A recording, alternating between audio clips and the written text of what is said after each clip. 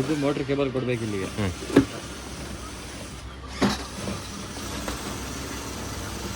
Auto switch ಇದು of on.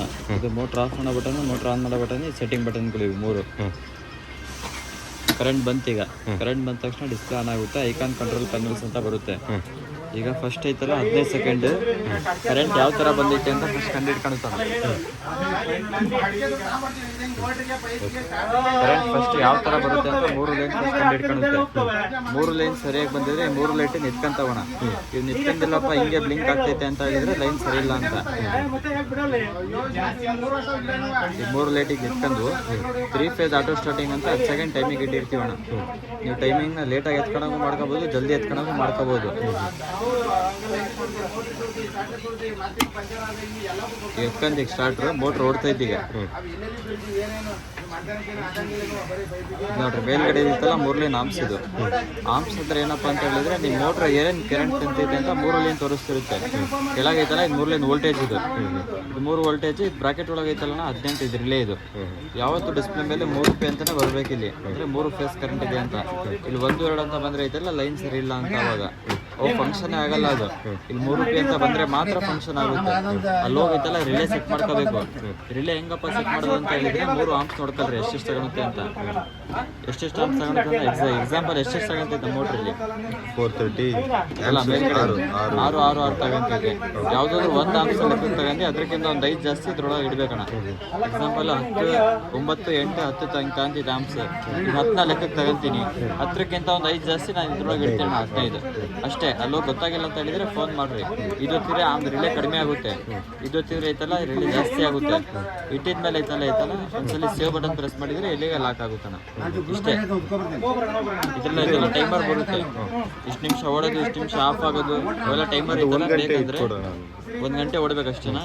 ಅದು ಇಡ್ಬೇಕಂದ್ರೆ auto switch off ಮಾಡ್ಕೋಬೇಕು. ಇಲ್ಲಿ ಇಡ್ರಿ ಡಿಸ್ಪ್ಲೇ ಮೇಲೆ ಆಟೋ ಸ್ವಿಚ್ ಆಫ್ ಮಾಡ್ಕೋಬೇಕು. ಮೋಟ್ರ್ ಆಫ್ ಮಾಡೋ ಕೆಂಪು ಬಟನ್ ಮಧ್ಯೆ save button.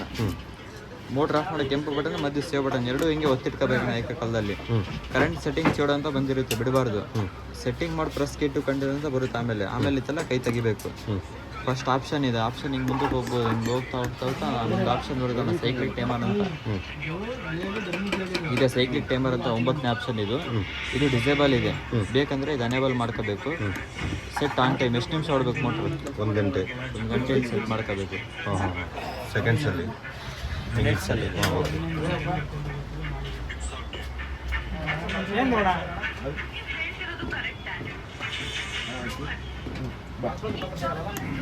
Set restart time ಅಂತ 1 ಗಂಟೆ ಹೊಡಿದ್ಮೇಲೆ ಎಷ್ಟು ನಿಮಿಷ ಮತ್ತೆ ಆಫ್? 1 ಗಂಟೆ.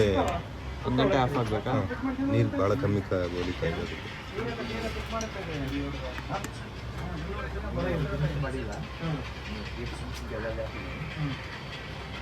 ಬರ್ತಿದ್ದಲ್ಲ ನೋಡಿ ಕರೆಕ್ಟ್ ಆಗೈತೆ. ಇಲ್ಲಿ ಒಂಚೂರು ಎದುರಿಸಿ ನಡಿ, ಅಲ್ಲಿ ಗೋಡೆ ಆಗಿತ್ತು ಅಲ್ಲಿಗೆ ಕೊಟ್ಟಿದ್ದೆ.